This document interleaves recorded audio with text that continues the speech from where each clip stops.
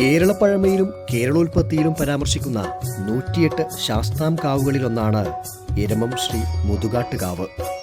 പണ്ട് എരമത്തുണ്ടായിരുന്ന മഹാഭക്തനും തന്ത്രവിധികളിൽ പ്രാവീണ്യനുമായ പാലക്കയില്ലം നമ്പൂതിരി ഒരിക്കൽ ചമ്രവട്ടം ശാസ്താക്ഷേത്രത്തിൽ മുറജപത്തിന് പോവുകയും വാർദ്ധക്യത്താൽ അവശനായ തനിക്ക് മേലിൽ വന്നുചേരാൻ കഴിയില്ലെന്ന് ഭഗവാനോട് പരിതാപം പറയുകയും ചെയ്തു.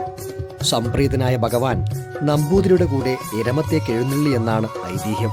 കാവിനെ തൊട്ടുതൊട്ടൊഴുകുന്ന ആഴമേറിയ തോട്ടിലൂടെ ഒരു മുതു ഏട്ട മത്സ്യത്തിന്റെ മുതുകിലേറിയാണ് ശാസ്താവ് എഴുന്നള്ളിയതെന്നും അതുകൊണ്ടാണ് കാവ് മുതുകേട്ട കാവ്, മുതുകാട്ടുകാവ് എന്ന പേരിൽ അറിയപ്പെട്ടതെന്നും പഴങ്കഥയുണ്ട്.